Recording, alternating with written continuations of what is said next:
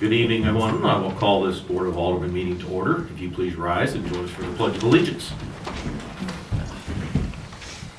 Pledge allegiance to the flag of the United States of America and to the republic for which it stands, one nation, under God, indivisible, with liberty and justice for all.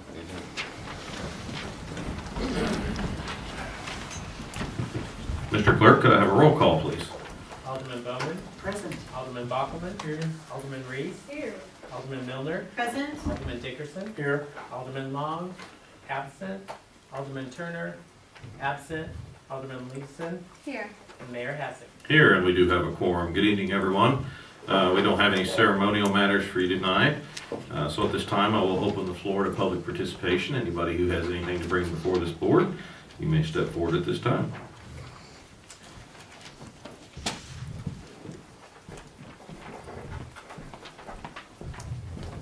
This is all new to me.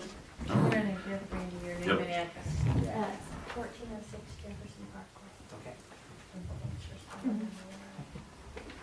Good evening. I just want to make the council aware of businesses that are in town that oversee smaller businesses inside the one business. And they should have business license if you're getting a separate paycheck. There's, there's a place across from the Commerce Bank that's getting ready to put cubicles in, and each cubicle is gonna be a different business.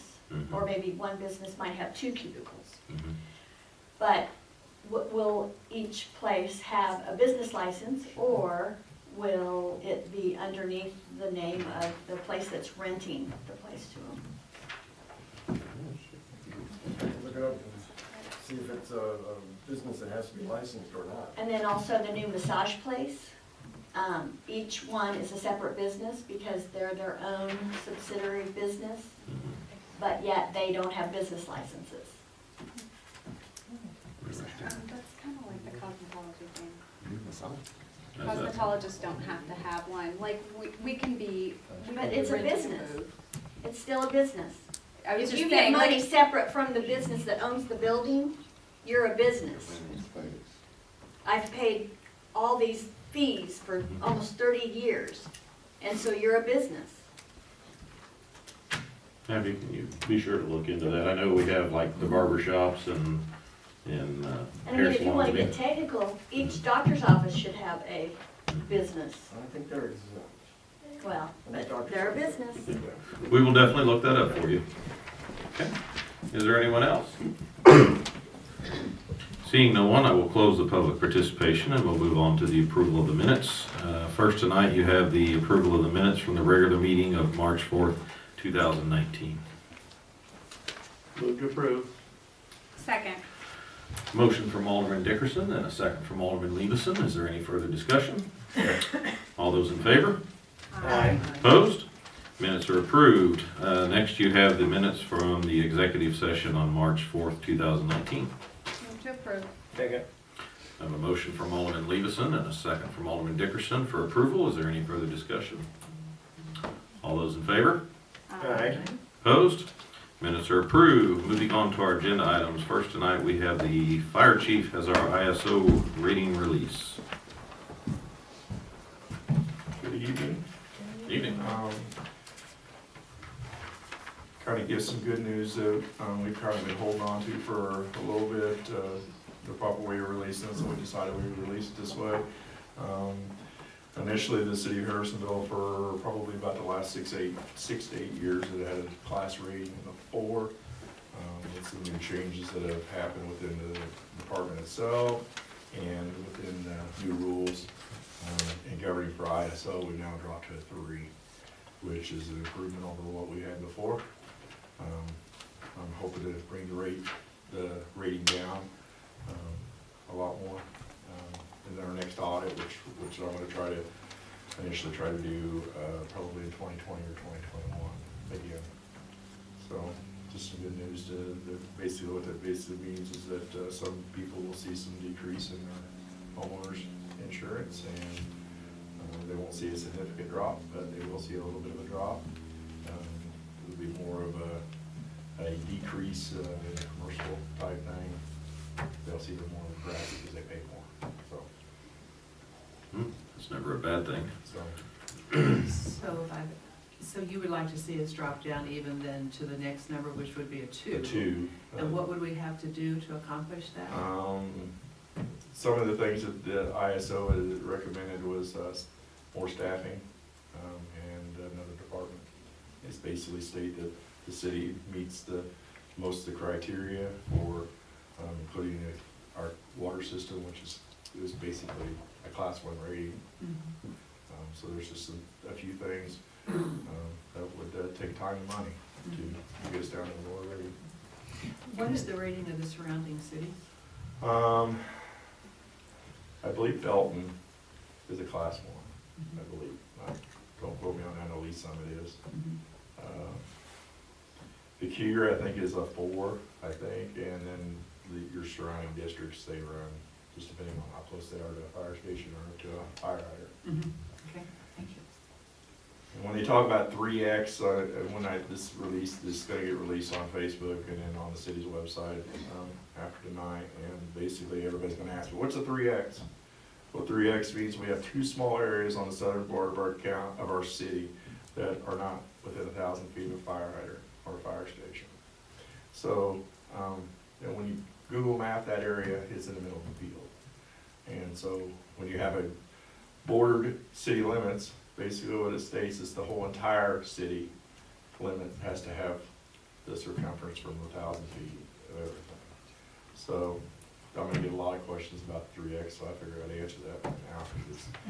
It used to be you were a 4 or you were a 5 or a 6, you know.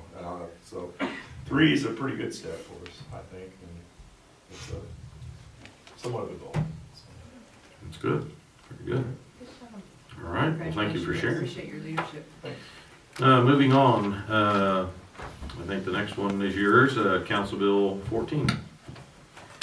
Council Bill 14, a resolution of the Board of Aldermen authorizing the city administrator to enter into and execute a purchase agreement with Physio Control, Inc. for 1 Physio Control LifePak 15 heart monitor and 2 Lucas chest compression devices for use on the Harrisonville Emergency Services ambulances for a total cost of $55,304.24 and establishing an effective date. And we have to clarify that it's actually supposed to be 54,000, because it's under 55,000, so it's 54,304.24. Okay, these, not really confusing, but these 2 items were separated when we did the budget in October of last year. And one of the first items actually come under what I quoted it was originally. It was like, I think we said 27,000 for the heart monitor, which come in considerably lower under. It was 24. It was in the packet, but I got it right here too. It was like 20.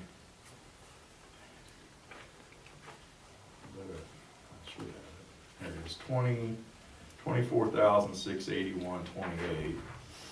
But the Lucas chest compression devices had their 3% increase at the end of the year that I wasn't quoted originally, and it made it over in the area of 29,623.86. So we comboed both the items together, and it still come in with under budget 54, with the total amount that was budgeted was 55,000. So we went out for bids on it, and there was not really a large surplus of heart monitor for EMS type services out there, suppliers. So we went to a comparable type monitor with the Result Medical Corporation, and they come in extremely higher than the LifePak. We have the LifePaks on the ambulances now. We've had them since as long as I can remember. We currently have a pretty good service contract with them, and this would cover, we would include these in on our service contract, what might make our service contract a little higher. But all the city's AEDs are on, on this contract per se, and they replace everything from batteries that go bad to they annually service them to make sure they meet the standard. The Lucas chest compression device is the new state-of-the-art equipment. As I discussed back in October, that most of the American Heart Association is very, very, what I want to say is stickler about doing adequate chest compressions on somebody.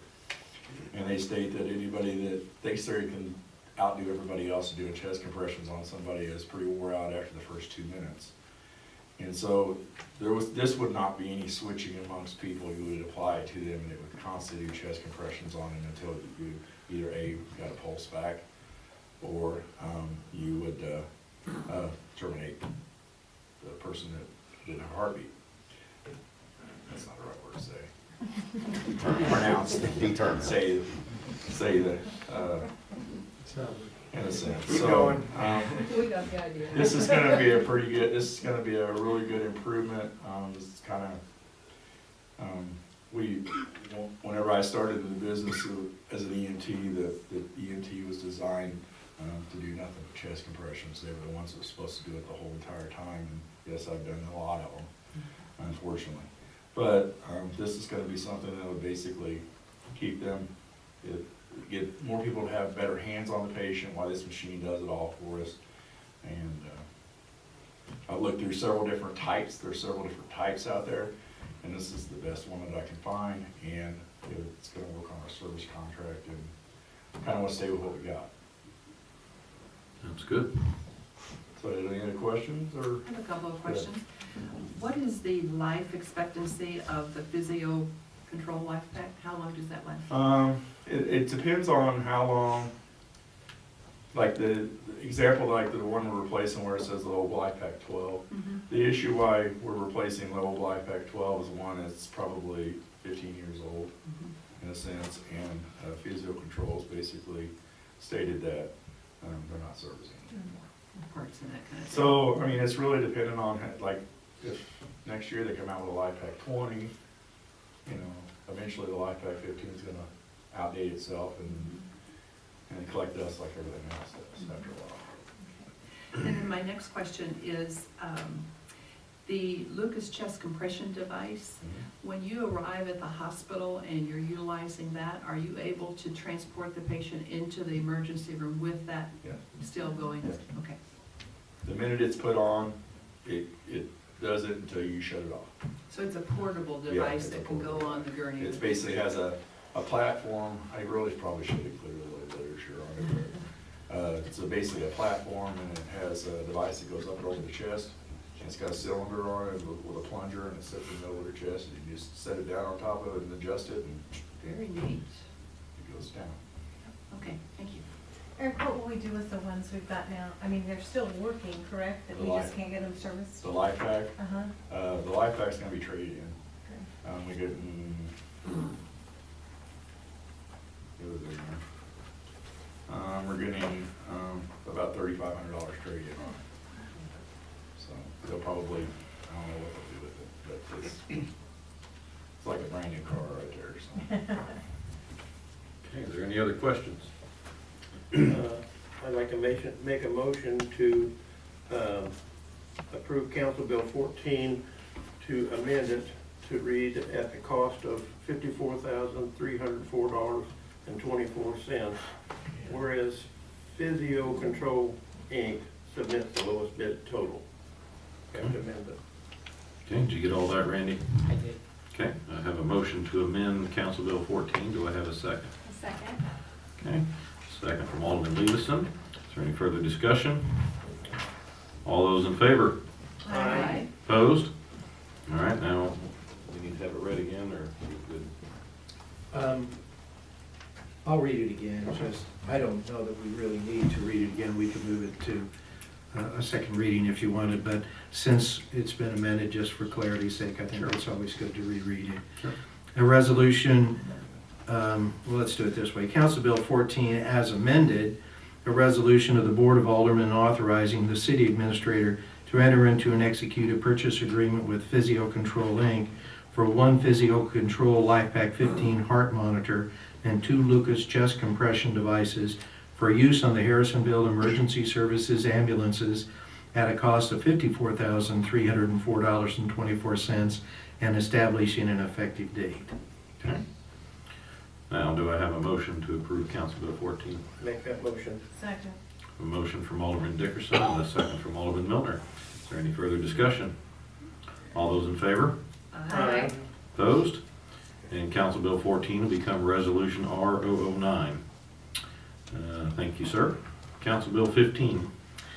Council Bill 15, a resolution of the Board of Aldermen of the City of Harrisonville, Missouri, to authorize the city administrator to execute a purchase agreement for one 2019 Ford F-550 four-wheel drive VersaLift VST 47 bucket truck from Drake Scruggs Equipment, Inc. in an amount of $149,189.80 and establishing an effective date. Good evening, Mayor and Board. This is a budgeted item. The budget was actually $150,000, so we cut it a little closer than I would have liked. But basically, this replaces a 2003 model truck. 16 years old is a little old for something like that. The lead time on this is about 9 months, so this vehicle will actually be probably 14 or 17 years old when we get rid of it. But obviously, this is what we use when we have power outages or repair poles and things. I'll be more than happy to take any questions. Will we get anything on selling? Are we going to sell the old one, trade it? How we? We'll I think we're probably gonna go with Purple Wave. I wasn't real excited the way the bids came out last year on the other site. Mm-hmm. Okay. And where is Drake Scruggs located? What state? They're local. I make a motion to approve Council Bill 15. Second. I have a motion from Alderman Dickerson and a second from Alderman Levison for approval of Council Bill 15. Is there any further discussion? All those in favor? Aye. Opposed? And Council Bill 15 to become Resolution R010. Thank you. You're welcome. Council Bill 16. Council Bill 16, a resolution of the Harrisonville Board of Aldermen authorizing the city administrator to enter into an agreement with Terry Snelling Construction, Inc. for repair of sidewalks and curbs at a cost of $350,000 and establishing an effective date. Good evening, Mayor, members of the board. This contractor did our 2017 program, did a good job, and if you have any questions, I'd be glad to answer them. Any questions? I make a motion to approve Council Bill 16. I have a motion from Alderman Dickerson and a second from Alderman Milner for approval of Council Bill 16. Is there any further discussion? All those in favor? Aye. Opposed? And Council Bill 16 will become Resolution R011. Council Bill 17. Council Bill 17, a resolution authorizing the city administrator to enter into and execute an agreement with MGT Group of Tampa, Florida, to review the annual franchise tax transfers and other allocations by the City of Harrisonville enterprise funds to the city's general fund at a cost not to exceed $32,180 and establishing an effective date. This is the last piece of what the state auditor is requiring that we do, that we review the transfers from the enterprise funds into the general fund. We want to have an outside firm do this. We went out for review. Original estimates were $20,000 for, that's what we budgeted for it. However, because we're asking for something that we can reuse year after year, it costs a little bit more because they're not going to be able to come back every year and do their numbers. So we have an item that, in this case, MGT was the only group that submitted. We sent out five requests for bids or for RFQs for qualifications. We do believe that MGT is qualified. They've got a good record in Kansas and Missouri. But we're looking at about $12,000 over budget. So the thought process from our side is that we may have to delay carpet and door locks to see if we come in at that $32,000, or we'll have to re-budget this next year and do it. But I don't think the state auditor will be too happy about that. So this is one reason we're looking at moving forward with other items that are in that category. If we don't end up spending the full $32,000, they don't think it'll be that much, but, you know, Why can't they Let's give us figure a solid bid? that is solid.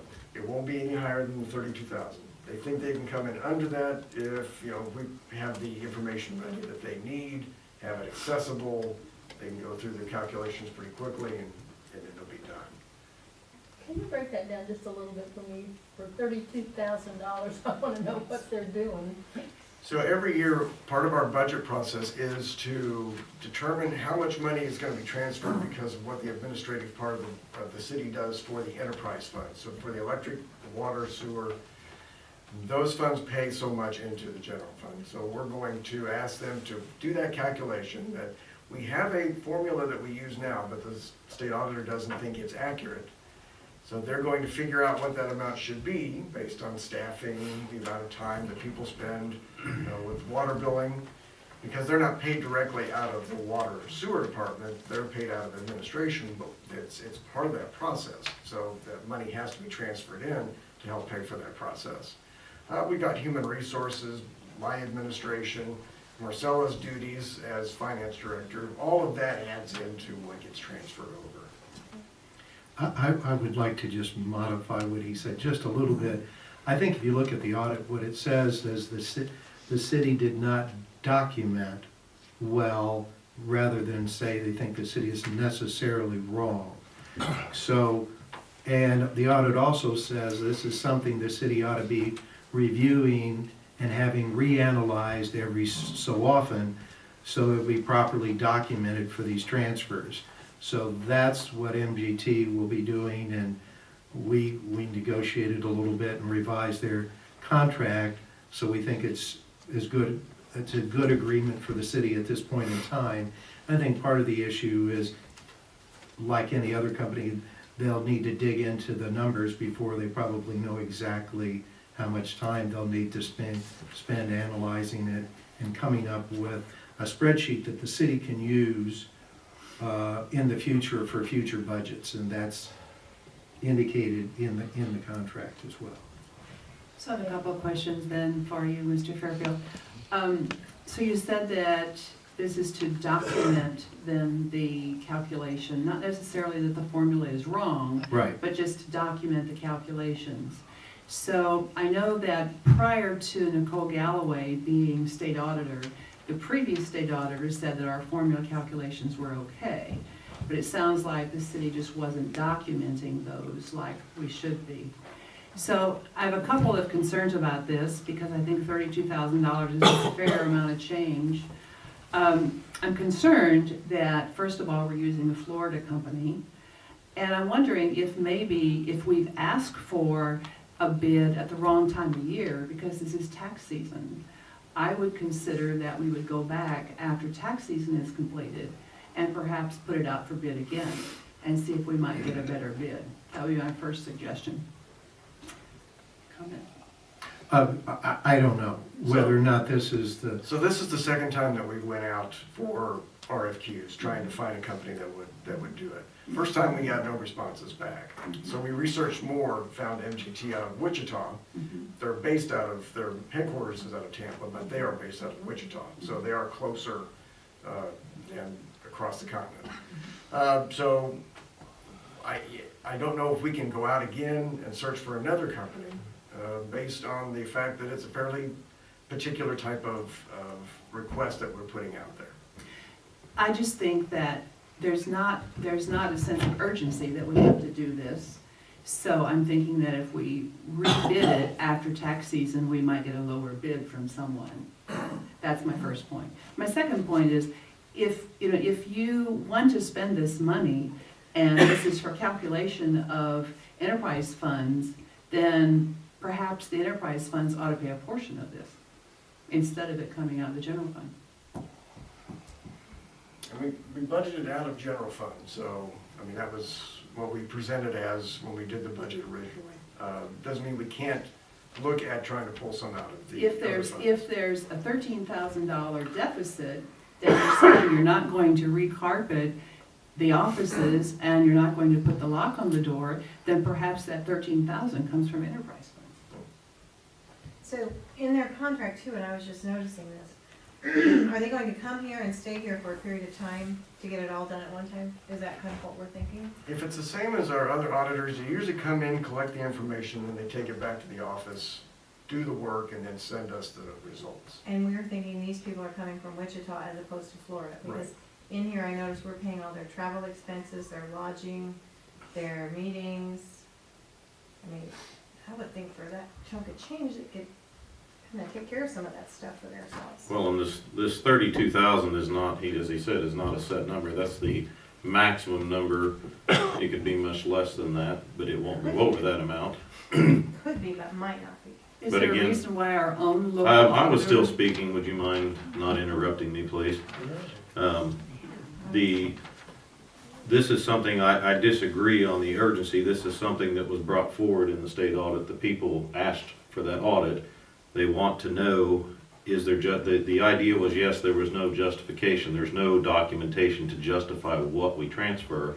It's I don't know where this comment about the last state auditor, I don't remember the last time a state auditor stepped foot in Harrisonville, but if we're referring to our independent auditor that comes each year, I don't think that they look at that formula or the justification.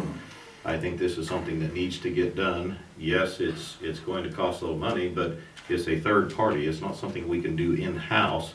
If we do it in-house, nobody's going to trust the justification of the number. You have to do it third party. We put this out to bid. When was the first time we put it out to bid? First time was in December of 2017. Okay, so here we've had all of 2018. It could have been at the first part of 2018. Nobody bid on it. It doesn't sound like this company is a company that does taxes. The people busy during this time of year are CPAs and accounting firms that do taxes. I think this is a very specialized type review. I don't think that you're going to get too many bids. I think that this outreach is how we actually got this bid. You said that there was no local accounting firm that did this, or even Nobody responded. None of them responded. No. And so then we have to, and so we're at, this is one out of state we have to do. Yeah. There's no one, okay, the other thing is, what happens if we delay this from the standpoint of the state audit and the auditors, and there, what problem is there? Unless she wants to reissue the report saying that we're still in progress. I mean, that's what we were with this particular issue, was in progress. When they came back to re-audit or to follow up, that was one of the questions that they had, well, when are you gonna get this done? And we were asked that a number of times. And it's like, well, we're re-budgeting it because we need to budget more money than what we had allocated to begin with. Now, we're pushing it off to 2019, that was okay, but, But this is at the end, we need to do something with this because of the audit status, is that correct? Mhm. Okay. And that was something we had to, I wouldn't say argue with the auditor, that explain was that this was an item we felt needed to be part of the budget process. We weren't gonna just go out and hire somebody. Obviously, the price tag, you don't just go out and say, well, we'll just go pull 30,000 out of the budget that we haven't budgeted. We wanted to be sure we got it budgeted. Again, what did we originally have budgeted? 20,000. 20,000. So, it may end up coming in at 28,000. So then it's not as far over. We just don't know until they get here. I think staff will probably have most everything ready for them to try to lower that. I have faith that they will have everything lined up and ready. Mr. Bachman. I would like to make a motion that we pass Council Bill 17. Second. I just have one more question. Sure. Okay, let me give the motion second, and then I'll discussion. Okay, I had the motion from Alderman Bachman and a second from Alderman Dickerson for approval of Council Bill 17. Any further discussion? I just have one question. Have we reached out, and I know we're kind of unique in the fact that we have our own electrical and all that stuff, but have we reached out to other communities around us that would have to be doing these same calculations and how they do them? Have they used companies before? I mean, this can't be just unique to us. not just unique, but getting a company that has some history with this kind of calculation is difficult to find. But I didn't reach out to any local communities because they haven't had to do this type of audit, so. But do they do this type of calculation? I know. Higginsville is the closest town I can think of that has their own electric, because they have MPUA, obviously they have to own their own electric, and that's who we got mutual aid from during the storm. So, I mean, that would be the closest one I could think of, and my guess would be is they have some type of formula they've been using much like we did, but unless you have an auditor that's challenged what you're doing, they have a chargeback that they are using, and unless somebody has asked to have that reviewed, I don't know what another city is doing with these.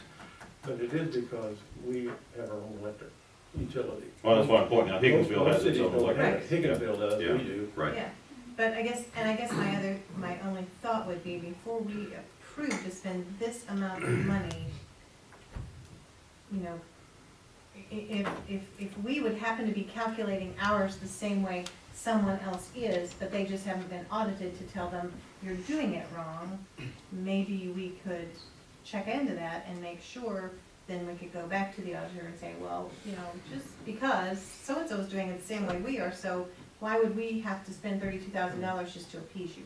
I mean, I guess that would be my question. Yeah, and I think it comes down to the fact that we were told directly we needed to do something. Right. Yeah, and I don't know if just checking on somebody else and how they're figuring out their transfer amount Sure. is gonna satisfy what the state auditor wants. They wanted some more particular numbers or something that was calculated and reviewed. A documented formula that's used to calculate that. So, The Alderman, MPUA. yeah, Alderman Bowman. With the mayor's permission, I would like to suggest then that we consider having the enterprise funds pay a portion of this, so that we can proceed with carpeting our council chambers and carpeting our front office and doing the necessary lock to the door. I would like to suggest then that my colleagues consider having the enterprise funds pay a portion of this instead of it coming out of the general fund. Thank you. You could do the difference. I think ultimately we need to see what that difference is. I mean, that would be the, Well, it's 12,000. well, I mean, if it ends up being, again, it's whatever it ends up being. Yeah. So maybe we could just suggest that if it's over the 20, So say whatever it's- that amount is, then let's take it elsewhere. So say it's 25,000, we could take 2,500 from each of the, one from water and sewer, one from electric. Well, you don't like my answer. My answer is what about EMS, parks, community center, all these other enterprise funds?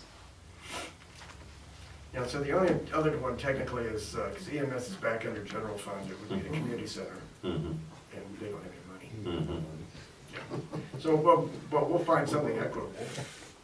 The way to do that could be possibly look at what would be the percentage for each one and then apply that percentage to the enterprise funds. That way it's all, so. I would suggest that if you're going to do that, I mean, it's not part of this ordinance, that it comes from the general fund, that since it will exceed the budgeted amount, if it does, city administrator could bring back a resolution that the board could approve to establish where that difference comes from.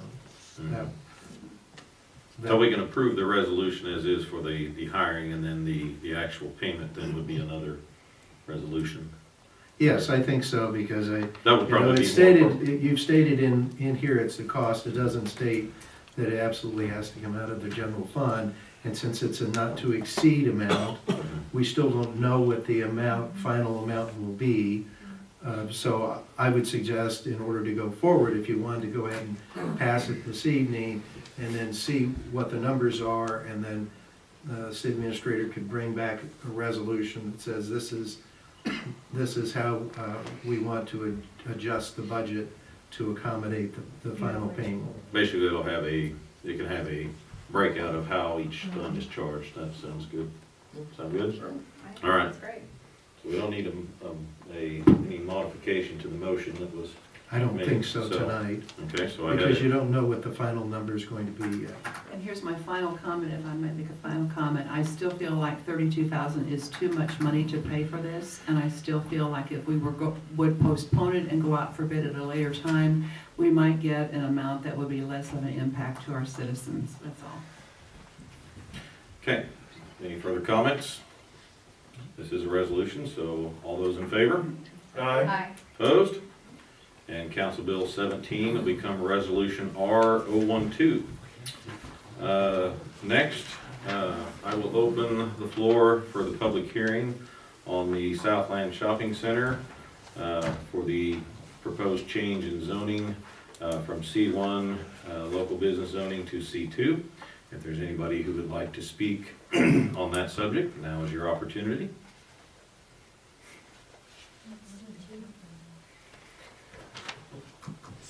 Kim, would you like to explain this? It couldn't hurt your case, that's for sure. Good evening, thank you for having me. I am Kim Bartolosh, I work for Block Real Estate Services. I represent the owner of the Southland Shopping Center at Oriole and Mechanic. Had been Goodwill, 11,200 square feet, Dollar General's in there, have a coin-operated laundry, some other businesses. We realized at some point in speaking with Chris Arthur and getting some permits, pulled that the center is zoned C1. In C1 zoning, there's a relatively limited office-type service-oriented. The users that were in place, there was a question if one of the tenants that's going to be vacating at the end of April, Bolia USA sells Swedish furniture out of the space. Kind of warehousing, mostly a gap filler for the landlord, paying a very low rent. Probably truly needed C2 zoning.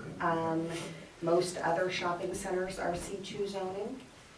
The big difference is I could have a restaurant that would serve beer, wine. I could have a liquor store. That's the big difference that I see. I could have a grooming salon if I could find one. So I want to find tenants to fill the vacancies, and I think that this would be beneficial to the owner and to the community. So this will open the center up to more possibilities than the limited ones it's had with C1, correct? Exactly. All right. I think my only, and we talked about it, I think, last time, just making sure, like, I think one of the possibilities was there could be a used car area there also. That was actually brought up at planning and zoning, and the issue is there's really no place for them to put the cars, because the parking spaces have to be committed to there has to be so many parking spaces committed to the actual shopping center. And so, I mean, again, it's one of those, as Roger said, typically those come beforehand, beforehand what's going in there. This is already an established shopping center. I would say the possibility is slim to none that a car dealership's going to want to establish where they can't have their cars parked and set up, because the parking spaces have to be committed to the center. So I guess if they want to open and have their cars stored somewhere else to take people to look at them. In my 20 years of retail leasing, I cannot imagine a car dealership would even ask I just remember it being in the documentation. It is in the zoning, it's allowed in the Yes. zoning. I'm not sure if that kind of tenant would need to go, I imagine they'd have to come to the city somehow to get a permit in order to operate under such a business. And like the mayor said, parking is for the customer base. If a business came in, like an enterprise rent-a-car, and parked a bunch of cars in all of those spaces, all of a sudden there wouldn't be parking spaces for customers. And I think that staff would say, no, we can't give you a permit for that kind of business for these reasons. Just as a alderwoman, I've seen other cities that have approved of this type of zoning change and then added a condition that removed some of the parts of what would be allowed under that zoning. So this could be approved with some conditions attached if you were really concerned No, about I it. just was remembering what all availability, or what all was in that ordinance. And that was raised at planning and zoning. That was the only thing raised there, and that's when the discussion about the parking spaces. That's how we got to the consensus that we were pretty safe. I just wanted to mention that's Yeah. an option. That's a good idea. Whether you do it for this or not, but if you have a situation like this in the future where there's zoning, you can, actually, when I was on the council in Kansas City, I did such a thing in a neighborhood where we struck out like 4 or 5 different things that were, it was approved with those restrictions that was added by the way it was approved. Just asking. Any other questions? All right. Thank you. Is there anyone else who would like to speak? Seeing no one, I'm going to close the public hearing, and we will have the first reading of Council Bill 13. No, I need to do the reading first. There's amendment, but I'm going to do the reading of the title first, and there's a typo in the ordinance with regards to the public hearing date. Council Bill 13, an ordinance to rezone the property described as the Southland Shopping Center at 1799-1811 East Mechanic Street and 204 to 208 Oriole Street from the C1 Local Business Zoning District to the C2 Service Business Zoning District in the city of Harrisonville, Cass County, Missouri, and establishing an effective date. Okay, that's first reading. So if we were to have an amendment, do we need to have, You need to approve, you need to do the amendment now, get it approved and then before you suspend the do. ruling? Then suspend. Okay, if that's what you so choose, okay. All right, so what is the amendment that, Motion to amend Council Bill 13, Fourth whereas clause, fourth whereas clause, changing the date of the public hearing. changing the date of the public hearing to March 18th, 2019. all right. Do I have a second? Second? Do I need a roll call for this instance? I would do it. Okay, I need a roll call, please, then. Alderman Bowman, Aye. Alderman Bockelman, Alderman Reese, Aye. Alderman Milner, Aye. Alderman Dickerson. Aye. Alderman Long is absent. Alderman Turner, absent. And Alderman Leeson. Okay, all right. Now you can suspend the Yeah. rules. Does anybody have any questions before we would move that? Okay, I make a motion to suspend the rule and take it to the second reading. okay. Second. I second that. I have a motion from Alderman Dickerson and a second from Alderman Leveson to suspend the ruling and move Council Bill 13 to a second reading. I will need a roll call, please. Alderman Dickerson, Aye. Alderman Leeson, Aye. Alderman Reese, Aye. Alderman Long, absent. Alderman Bowman, No. Alderman Milner, Aye. Alderman Turner, absent. And Alderman Bockelman. Aye. Okay. Well, as we follow protocol, we typically do not move these to a second reading if we do not have a unanimous of those present. So we will have second reading of this at our next meeting. So that concludes our agenda items tonight. So we'll move on to Alderman committee reports. Alderman Bowman. Thank you, Mayor. I want to share with the audience and my colleagues that the Harrisonville Police Department and the Harrisonville VIPS group will be having another drug take-back day on Saturday, April 27th. It'll again be from 10 a.m. until 2 p.m. at 2 locations. That'll be at the parking lot of CVS and then also at the police station. This drug take-back is a little bit different. You know, the program is done in conjunction with the DEA because it's a national program for taking prescription drugs back.